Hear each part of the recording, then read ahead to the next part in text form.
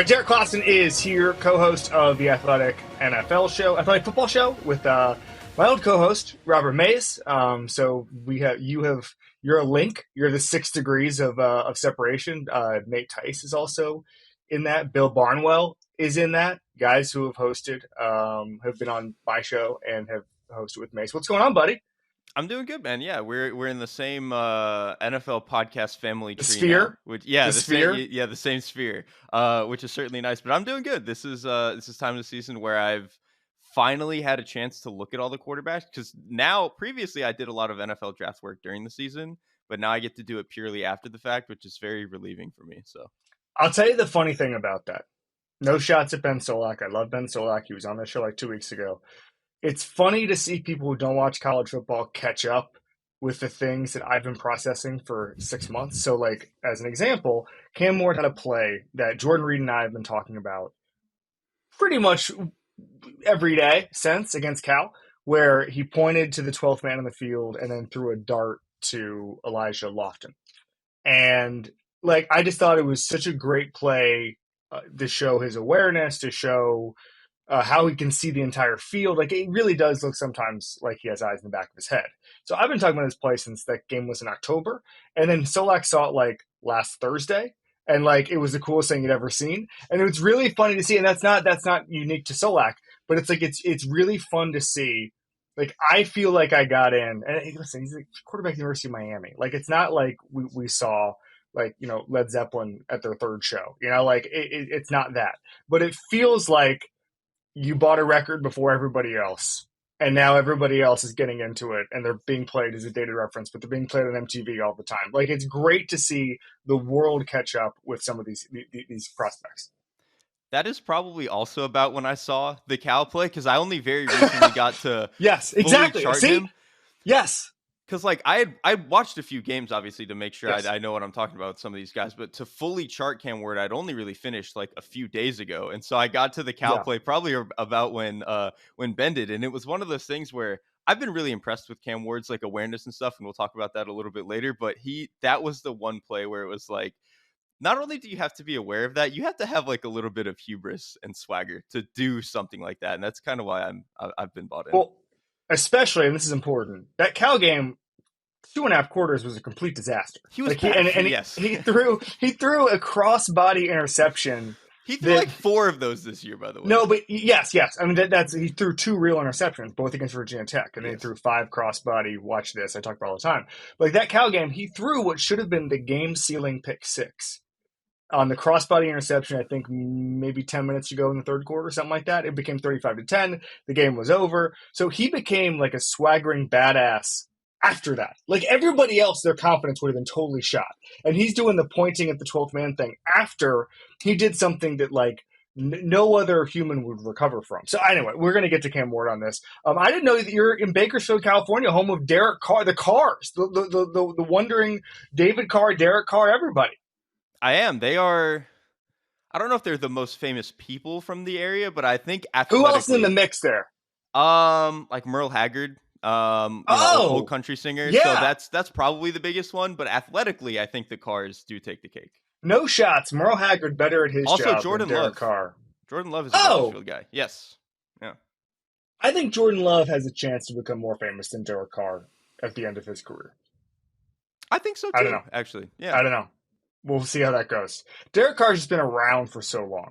Mm-hmm. And the Raiders thing, like, there's just such a huge Raiders fan base. Like, it would have to take Jordan Love being a consistently good starter for a number of years. Also, people love arguing about Derek Carr, which Jordan Love has the chance to do that.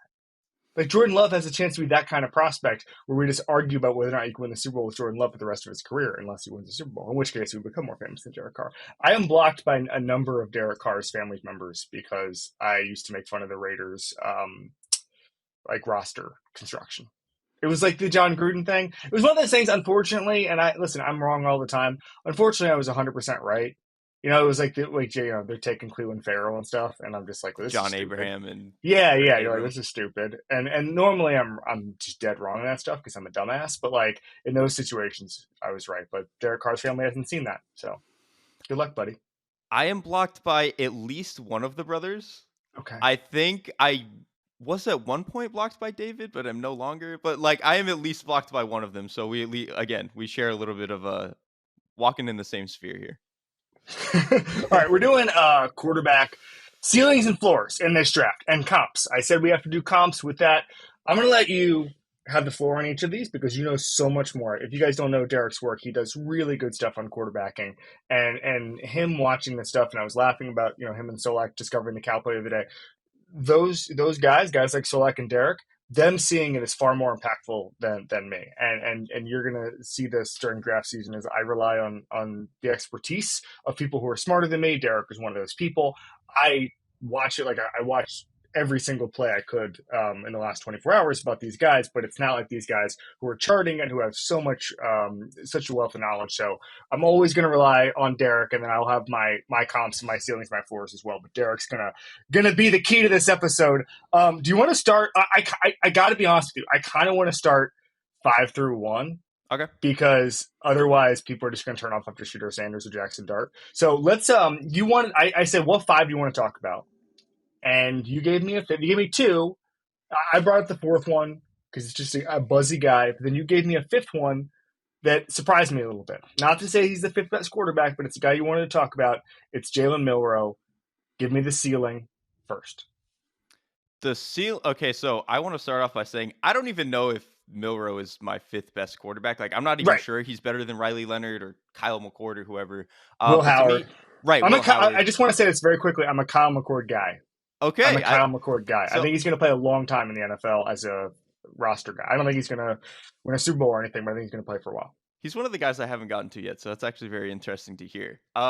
With Milroe, the reason I just wanted to talk about him is I think more than in a class that is like a 1.5 quarterback class, he is at least the most interesting guy athletically. Like he is an unbelievable mover. And it's not just that he's a really good athlete. He's a very natural runner when you watch him between the tackles or when he's scrambling. Like I just think he has an incredibly natural feel for it. As a quarterback, I see some of the flashes, man. Like the arm talent is not elite, but it's really good. You see some moments of him being aggressive towards the middle of the field, down the field that I kind of admire. Where you get into trouble with him is that he likes to hang on to his pre-snap read a lot. And so he'll kind of just hang there and throw some picks and throw some bad balls. And I think his footwork is very, in the worst way, very Mitchell Trubisky-esque, where he opens his hips way too far to his target and your accuracy kind of just starts spraying all over the place. And so to me, my ceiling for him, like a lot of things would have to go right, but it's very like Carson Wentz-ish, where it's like, he's very much a straight line thrower. The footwork is probably never going to be great, but if you really just hone him in on some like throwing a bunch of slot fades, RPOs, dumb it down a little bit, and you really unlock him athletically, like you can build something there that can work as a functional NFL offense. I think he's a phenomenal athlete. Mel Kiper earlier in this cycle, did you see he said he glides like Lamar Jackson? I think that's a little much, but it just speaks to how athletic he is. I've seen a lot of, we're talking about ceilings now, ceilings. Absolute, everything goes right. He goes to a great team to develop him. I've heard people talk about Jalen Hurts just because of the athleticism he has. For me, I'm uncomfortable going that far. Hurts has better touch accuracy than Milroe does or has ever really shown. Yes, and so for me, I think more of Wentz. I think the ceiling is actually decently low. He can play for a long time. He can have the 10 years, start some years, doesn't whatever. But I don't think he's ever going to be a nailed on starter in the league. Maybe I'm wrong here. What's the floor? The floor is he's not playing in 2 years. Like like I'm serious. Like he just has a lot of like. To be honest with you, for some of the guys here, it's like who's the floor, and it's like, well, the floor is some guy you've never heard of or don't. He's in the XFL. Exactly. He's AJ McCarron. Like I don't know, he plays 3 years, and then at the end of his rookie deal, he goes to the Battlehawks.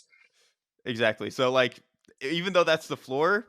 In a class like this, in like early day 3, that is like I'm still okay. There have been so many horrifyingly bad like 4th round picks that he's at least a more interesting pick than that. Like Ian Book went in the 4th round.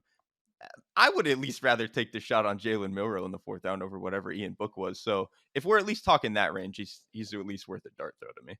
I feel bad saying this. I went to Ian Book's first or second preseason game where he actually got in the game, and I was there sort of incidentally. I was doing something else, and I was in the press conference area afterwards.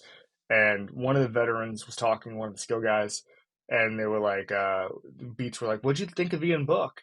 And the guy goes, whoever the player was, goes, I think it may have been Taysom Hill actually. He goes, "Well, he really got the play call in well." And I was like, "Oh wow, we just went to new frontiers of saying something nice about a guy. If you don't have anything nice to say, don't say anything at all." However, Ian Book got the play call in well, commanded the huddle. That is bare minimum, but at least that's a bar that he crossed. At least He got it. technically Hey, he could have not gotten the play call in. He So, just won a Super Bowl. Ian Book is a Super Bowl champion. Was he on their practice squad? I think so. Yeah, Notre Dame put a graphic out. Good for him. He's definitely there. We interviewed him for Badasses. He was definitely there on media night. I think he was in the practice squad. He was at the active roster for like a minute. But no, Notre Dame put a little graphic. Super Bowl champion. Congrats, Super Bowl champion Ian Book. All right. Tyler Shough, 26 years old in September. Trevor Lawrence's backup. Justin Herbert's backup. Same recruiting class as Trevor Lawrence. That's kind of what you need to know there. I think he backed up Justin Herbert for like two years, or 3 years. Like he's an old gentleman. I've got my thoughts on him. I watched a lot of him, obviously, in the ACC. You have the floor. Tyler Shough. It's funny that he backed up Herbert because if you look at the body types and the way that they throw and kind of the way that they move, there's actually a lot of he looks like the Walmart brand version of Justin Herbert, which it's funny. I'm going to say that too because my comp for Herbert coming out, and obviously this ended up low because Herbert is incredible, but I thought he was like Ryan Tannehill-ish, and I think Herbert ended up being a little bit more dynamic and creative than that. But that's kind of how I feel about Tyler Shough, where the arm is like, holy Moses, man, he can spin it. Like he can. I think of all these guys in this class, he probably has the best velocity. Like I think Cam Ward is a little bit more elastic and stuff like that, but just in terms of pure putting miles per hour on the ball, Shough is the most impressive to me. I think the way that he processes is pretty good. Like he plays really fast, and I think generally he makes the right decisions, or at least decisions that I can understand why he did some things. Whereas you watch some other guys in this class and it's a little bit slower. They're like why they are making decisions is a little bit harder for me to determine. So, and this should be true of Shough, right? He's 6 years old. You should at least have like a pretty nailed down process. No, he's only 25. He'll be 26 in September. He's only so as a rookie, he's 26. That's what matters to me. yes. I'm joking. And so I guess my ceiling probably is like something akin to like what Ryan Tannehill was for like honestly not Tennessee, but like what he was in Miami, where it was actually a little bit more like quick game. He was a little bit more of a runner, like that sort of deal. All right. You said he makes decisions quickly. He plays kind of slow. His operation to me read slow.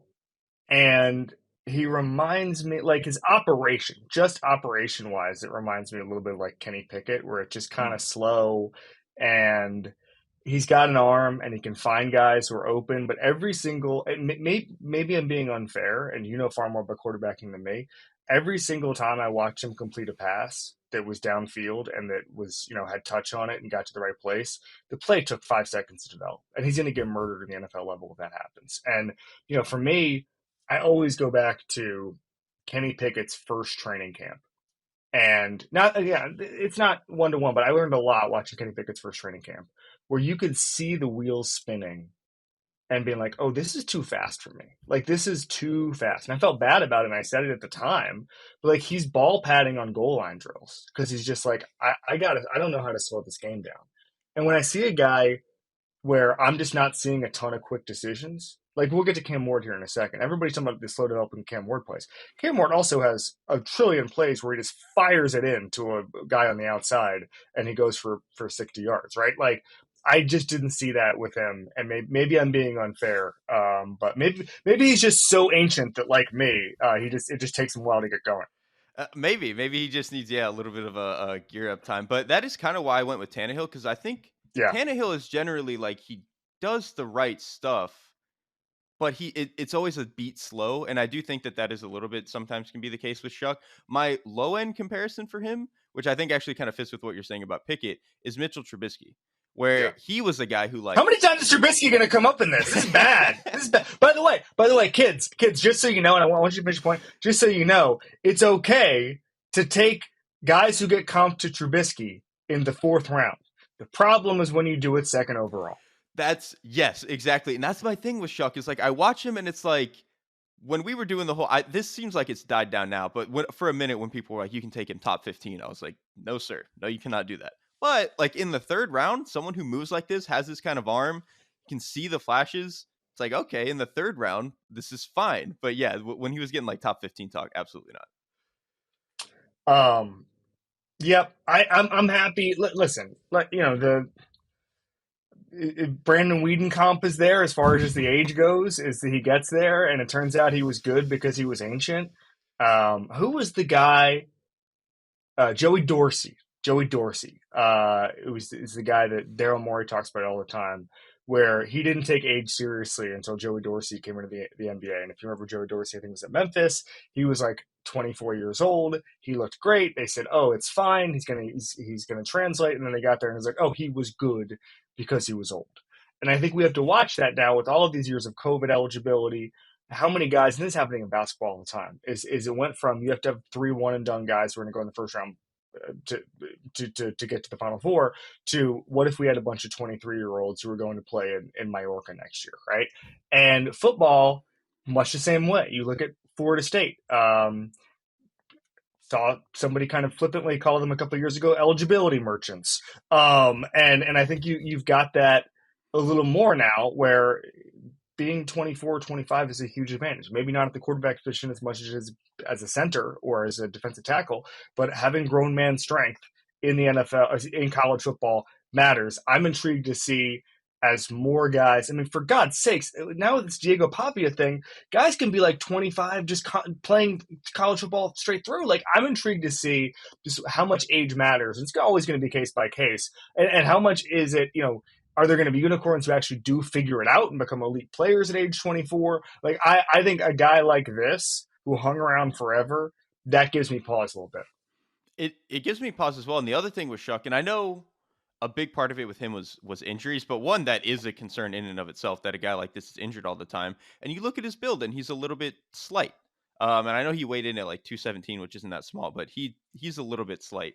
And then the other thing with me compared to, say, Jaden Daniels, because I know people have brought up like, oh, well, the transferring, that's not that big a deal. It's like, okay, well, Jaden Daniels went from a program that collapsed at Arizona State and jumped up to LSU, whereas Shough has kind of fallen down the ladder a little bit from Oregon to like Texas Tech to Louisville. And Texas Tech to Louisville is probably lateral, but that's beside the point. To me, it's just a little bit concerning that he fell down the ladder, has been injured all the time, hasn't had a year until he was 25, where he like really looks like an NFL player. I'll do one better, which is that Jaden Daniels also put up some of the best explosive numbers in the history of the sport at LSU in the SEC. And he was good as a freshman at Arizona State before everything just fell apart for that franchise. Right. Like, there was a proof of concept there with Daniels that just does not exist with some of these other guys. The portal is a help because it's guys who can go into different offenses and discover themselves and learn new things. I'm all about the portal. I think the portal can be a godsend in evaluation. But if you transfer a million times over and you're 26, or 25 and not 21, I'm going to give you one portal move, okay? I'm going to give you one portal move. Cam Ward is a different deal because he was a 0-star. Yes, but he's also started at Incarnate Word. Then he went to Washington State. Washington State, sorry, the Pac-12 stopped existing. Like, I don't know what you wanted him to do. I'd say the same thing about Damian Martinez, who was a running back. Like, people were like, oh, Damian should say, to do what? Like, the conference went away. Like, I'm never going to besmirch a guy. Like, I do think it's kind of, first of all, Pitino said it about basketball. It's now just European basketball now. All college sports. It's a bunch of guys on year-to-year contracts. That's all it is. And Pitino said he's not going to recruit high school anymore, or there's no functional reason to do it. I think it's really hard to build a college football program without high school recruiting. But I don't think what I don't think is going to happen is you're paying $1 million for high school quarterback anymore. No, never. You're going to go out and say, I'm going to go get Cam Ward for $2 million. I'm going to get Carson Beck for $4 million. I'm going to go get Darius Mensah for $4 million. Who's a Duke who's really good. I'm not sure. Sometimes the destination, people do the evaluation by the destination, right? So like if LSU takes a kid, he must be great. Mm, Darius Mensah going to Duke. Have you watched this kid? I have not really. Okay, so he's a Tulane freshman. And Duke went out and ended the bidding war. He's the best kid in the portal. Ended the bidding war, gave him an unbelievable amount of money. I like top of the market, top of the market. I don't know where Duke's getting this money. I don't know if they're borrowing from revenue sharing or what, but they reset the market. Best. I was actually looking earlier today. Best quarterback under pressure in the country last year as a freshman. He's huge. I don't think people are talking about this nearly enough. Now, is Duke going to have the roster talent to get this guy competing for national championship? I don't know. Is he going to this time next year transfer because he wants to play for national championship? I don't know. But like, I think now instead of saying, okay, this guy went to LSU, is good, it's more of a school like Duke, who's a Power Four conference team, decided to take all of their money and get a guy like Darius Mensah. This is a sidebar, but I want everybody's to understand that Darius Mensah is unbelievably good. The destination thing is ridiculous because, like, if he's the top player in the portal anyway, then he could have gone to LSU or wherever if he wanted. Yeah, He just 100%. It like, was at Tulane. So, yeah, I mean, yeah, like, they probably wanted to commit to Nussmeier, but, like, right. I think if Darius Mensah did a whole tour, like, I think he would have anybody who needed a quarterback. I think he probably should have been on John Mateer's level, who's now the quarterback of Oklahoma, who went from Washington State as well. Anyway, this is all a sidebar. Our number 3, ladies and gentlemen, is Jaxson Dart. Now, there are no rumblings that Jaxson Dart is going to be a top 10 pick. Where do you fall on this? Okay, so for this exercise, he is at number 3, and Yes. that would like theoretically make him a top 50 pick at minimum. I'm not 50, nearly yes. that. I'm not nearly that high on No, Jaxson Dart. I just no. I can't do the Kiffin quarterback thing, but two, even when you watch Jaxson Dart, I just don't think a lot of the things that people seem to love are there for me. Like I know people have referenced his ability to hang in the pocket and make throws under pressure. When I watched like 4 or 5 games, 80% of those were him just hanging in to throw like a double Yeah. move or a go ball. And it's like that's the bare minimum in an offense like this, man. You have to do that or you're not going to be on the field. And so that to me like didn't speak a whole lot. I think when I look at Dart, his best plays are when he just pulls it out of the running back's belly on an RPO and he throws that Mm-hmm. slant route, drift route, something like that. I do think his arm talent is pretty good. It's not special, but he can drive the ball fairly well. Athletically, he crosses the bar, but isn't anything special. Like, I don't know. To me, when I think about what an offense around him needs to look like, it has to be like the Tua offense in Miami or kind of what the Niners offense was with Jimmy Yeah. Garoppolo. And I know coming from the Lane Kiffin fully spread offense, people are going to be like, oh, well, Jimmy Garoppolo was under center. If people remember when Jimmy was in college at, I think, Eastern Illinois, he Eastern was Illinois. in the Dino Babbers like completely spread offense. Like, so these guys can transport into that offense. So I see like a Jimmy Garoppolo esque path for him if everything works out. That's a great ceiling. I'll say this about Jaxson Dart. I'm not high on him either. Did not do well under pressure last year. That's actually why I was looking and found that Darius Mensah was the best under pressure in the country because looking at Jaxson Dart's numbers. Bailed from clean pockets. Yep. Um, made some decisions that were Will Levis-esque. And here's what I mean by that. Against Florida. Have you watched the Florida game? I don't think I got to the Florida game, Okay. no. He had a end of game meltdown. There was just him begging to give the ball away. You know how Levis, his first year, I think was against the Steelers, where he just kept throwing Dude, oh my God. the Down the same seam. throw. Yeah, the same Yes. throw that like the Steelers were like dropping and like committing, but he was begging to give it away. Levis had the same thing. He was just putting the ball up for grabs until Florida eventually took it and accounted. I think they had one that was called back for penalty. I think they dropped one, and then finally they counted. And it was almost like finally the Gators just stole the ball from him because he was putting up for grabs. That to me, again, we mentioned Cam Ward. Cam Ward knew when it was winning time. Cam Ward was happy to put the ball up for grabs in the second quarter, but he also knew like, all right, we got 4 drives. I got to score at least 3 of these 4 times. Let's go. Let's do this. And I didn't see that with Dart. I mean, it's a little bit. It's like the worst shades of Levis and Carson Wentz to me. Yeah, I saw a lot of that, especially like I think I wrote somewhere in my notes. The longer he has the ball, the more prone he is to something going horrifically wrong. And kind of like I talked about with Shough, like he might make decisions a tick slow at times, but I can at least understand all of the things that he's doing, even if they're not correct. When I watch Dart, he has like 5 plays a game where I legitimately don't understand how he arrived where he arrived. And the other thing with Dart, not even just decision making, the play that irritated me the most when I was watching him was very early on in the South Carolina game. They run like this RPO where they have it was a two back look. So he fake hands off to one and the other guy sprints out to the flat for like a little swing route. And so Dart pulls it. And instead of immediately just whipping it the way that like Cam Ward can, where there's no reset, it is immediate balls out. He has to reset his feet, pats the ball, and then throws it. I'm like, dude, it's Yeah, a swing route. Like, we gotta go. Like, this ball has to be out now. And the fact that like simple stuff like that is taking him so long, it just speaks to me. Like, I don't know, when you watch the guys like Cam Ward or even Shedeur Sanders, he's yeah, just a little bit more natural with stuff like that. And so yeah. that was where I had some hangups with Dart, What's the worst case scenario? like Bryce Petty. Yeah, Like, I think it could be just like complete non-factor take in a nothing, couple of like a years. zero. Yeah. Yep. All right, main event time. Shedeur Sanders. So Kuiper has him as QB1, had him at QB1, and part of it is that he was resilient. He took 99 sacks over 2 seasons. The theory is, and there's something to this. If you played behind an elite offensive line in a program competing for national championship, it's a lot easier eval. But because he was so resilient in the face of it, scouts are gonna love him. There have been now questions about like his interview process or whatever. I think so much of that is bunk. I've talked about it on the show. I thought he was a really good guy when I sat down with him. Frankly, I think that he admits to having a defensive back mentality, not a quarterback mentality, which I think teams can struggle with sometimes. But I was watching him a lot last night, as many throws as I could, and I saw a guy who could throw on the run. I saw a guy who knew when to run. He's not going to be the fastest quarterback in the NFL, but he knew when to run and how to run and where to find those pockets of space.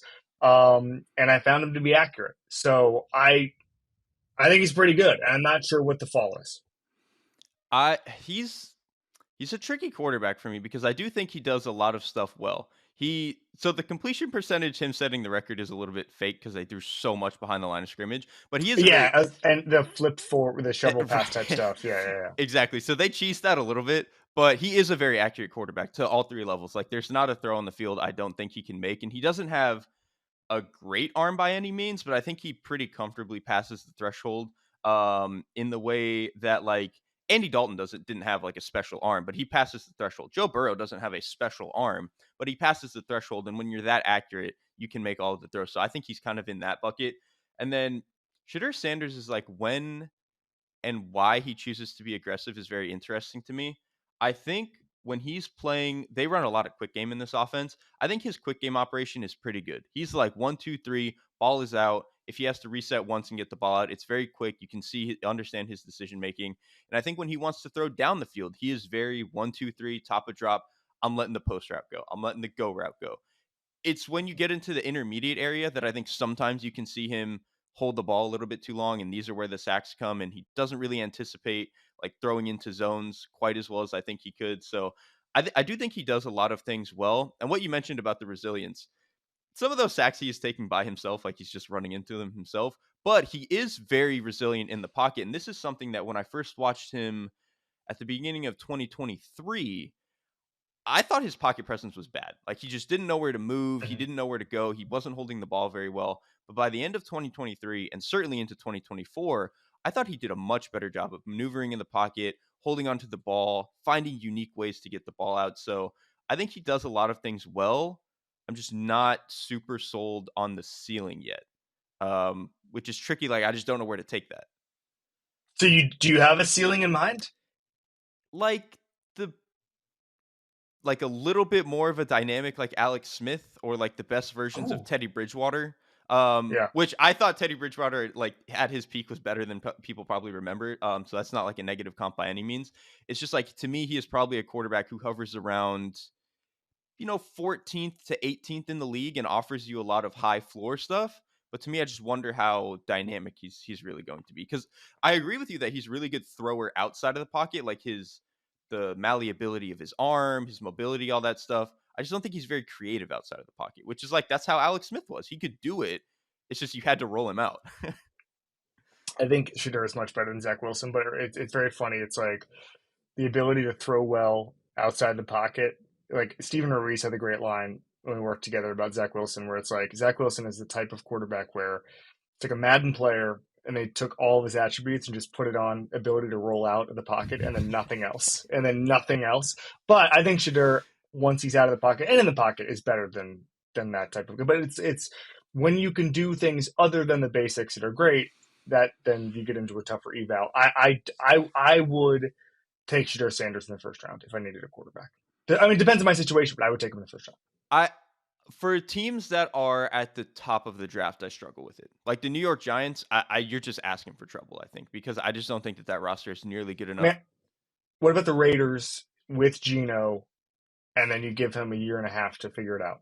I would love that. But one, because Okay. I just have a lot of faith in like what, Pete Carroll is probably going to build there. But it also too, it just gives him a year to like kind of sit and maybe just hone in on some of the other stuff. Because I think he is going to be a player where, because he doesn't have all of these special traits, he's going to be a player that, for him to succeed, kind of has to be tapped into what the scheme is doing, and his timing has to be really good and stuff. And so for him to get a year to hone in on some of that stuff behind a quarterback who is as locked in as Geno Smith, I think that would be honestly a really good situation for him. All right. Worst case scenario? Like Gardner Minshew-esque, and I think he's a little bit more talented arm-wise than that, but just where you could see some of the pocket tendencies regressing, where his accuracy really maybe only shows up in the quick game and RPO stuff and doesn't really connect down the field the way that it has so far. So, and again, Gardner Minshew's like going to have a decade-long career and has started for multiple teams. It's just that like, that the ceiling's not very high on that. But that's like worst case, I think. I lived in a town called St. Augustine during COVID, and we went to watch the Big Ten championship game at a bar in Amelia Island. And there was a huge, I've never known why this happened. There was a massive portrait of Gardner Minshew behind the bar.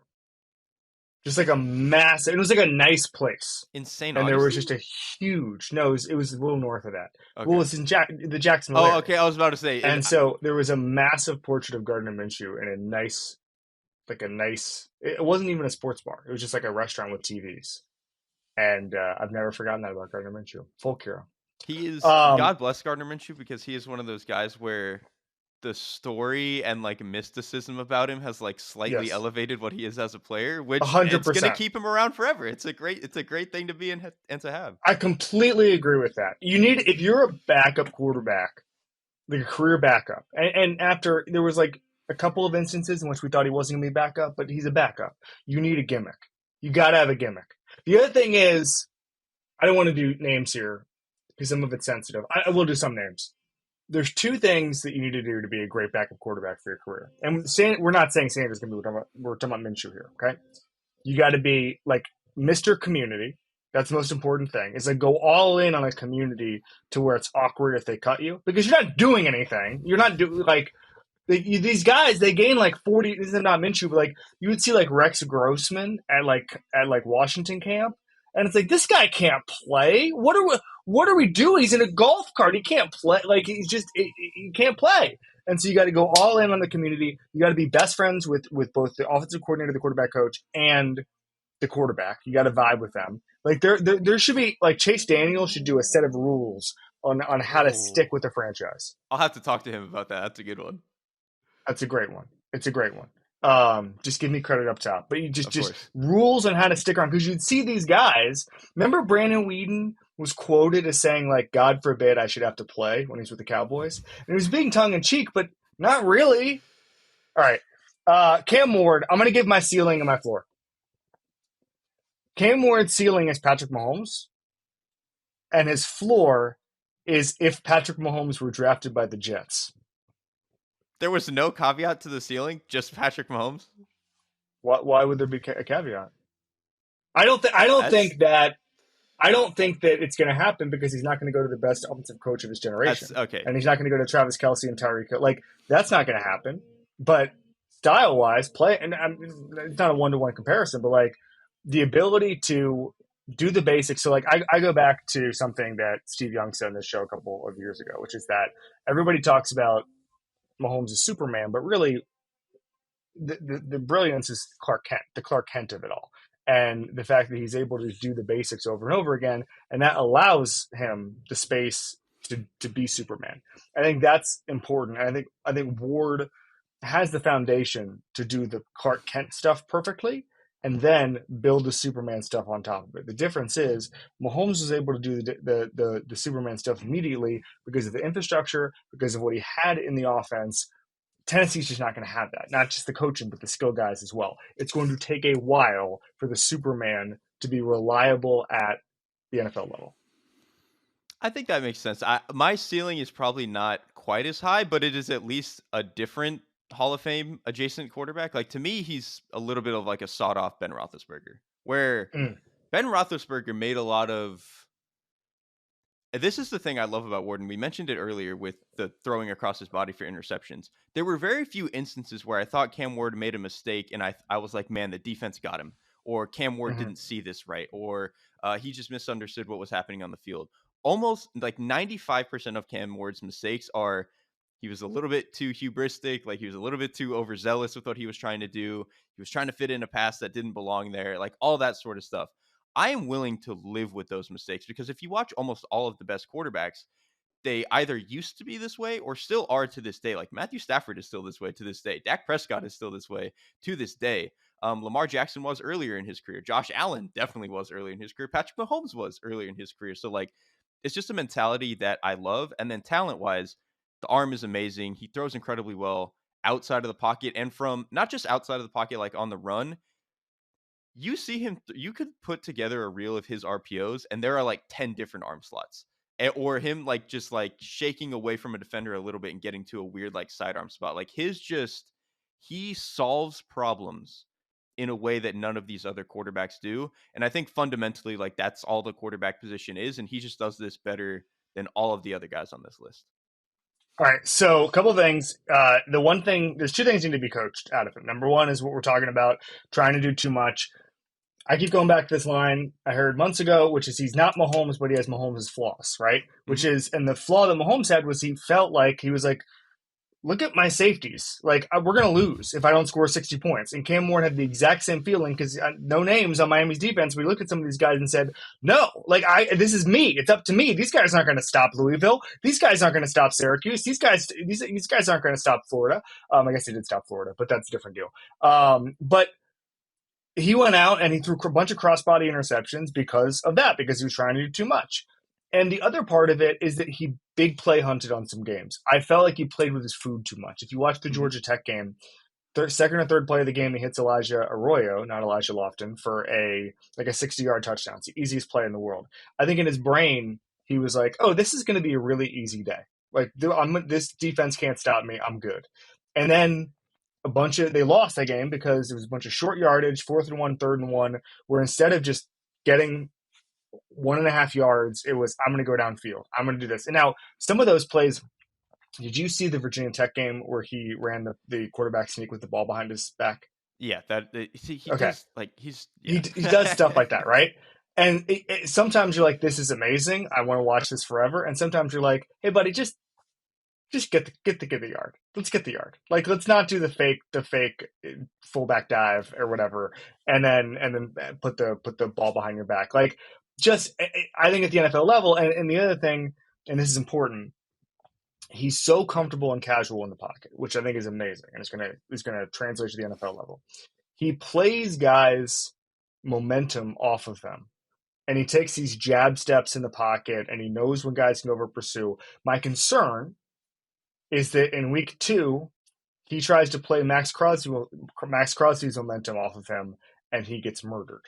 Like, he is so comfortable with guys in his face, and unfortunately, in the NFL, you get too comfortable with guys in your face. All of a sudden, it's Myles Garrett. All of a sudden, it's Max Crosby. All of a sudden, it's Nick Bosa, and you're out for a month. That is just something he needs to watch. And I say this as somebody, I think he's going to be a multi-time All-Pro.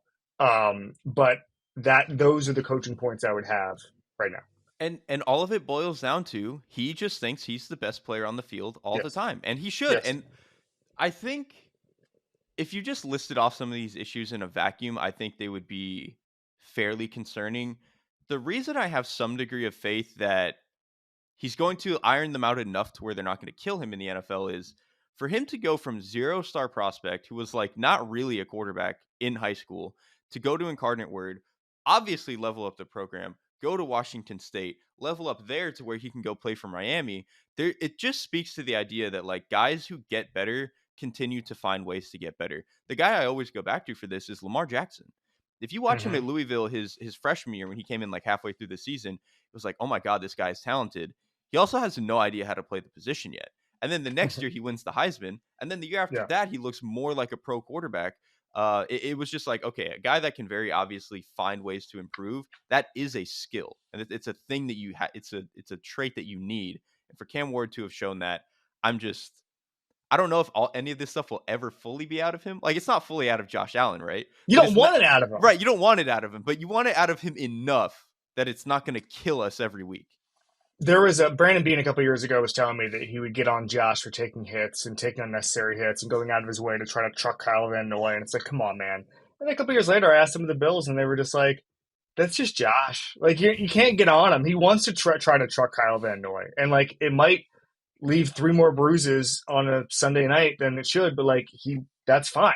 That's the tax he's willing to pay. And so, for me, it's don't make crippling mistakes, but don't ever try to make Cam Ward into Drew Brees. Like, don't ever do it. Just say, hey, man, you're going to throw a bunch of slants here. We're going to get rid of the ball quickly. You got to have that Superman element I was talking about. All right, not that it's going to happen, but what's the worst case scenario for Cam Ward? It would be something akin to like what Geno was early in his career, where you hold on to the ball way too long and you're a Yeah. little bit too aggressive and you don't quite know how to fit some of these windows. And it kind of goes back to what you were saying with your low ceiling, where it's like if Patrick Mahomes was drafted by the Jets, obviously with Geno, he was a decent quarterback prospect, just got drafted by a horrible situation and it took him 8 years to figure it out.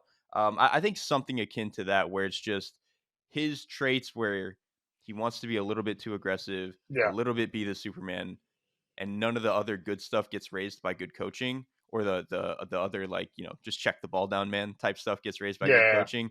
It could end up in a spot like that where the bad plays, there's just a few too many of them. I agree. And here's my concern. We just talked about how it's not about being sloppy with the football, although he fumbled a lot at Washington State. He got rid of that. By the way, that's another data point. Fumbled a ton at Washington State. Everybody talking about how he fumbles. He fumbled like twice, like actual fumbles. Once he lost the game against Georgia Tech, but that game had been lost far. He was like had to drive 90 yards in a minute and a half. That game was good. That game was over. He just left too many chances on the field. I wasn't expecting a 90-yard drive there. Fumbled there, and that was also like it was a strip sack. It was a little different.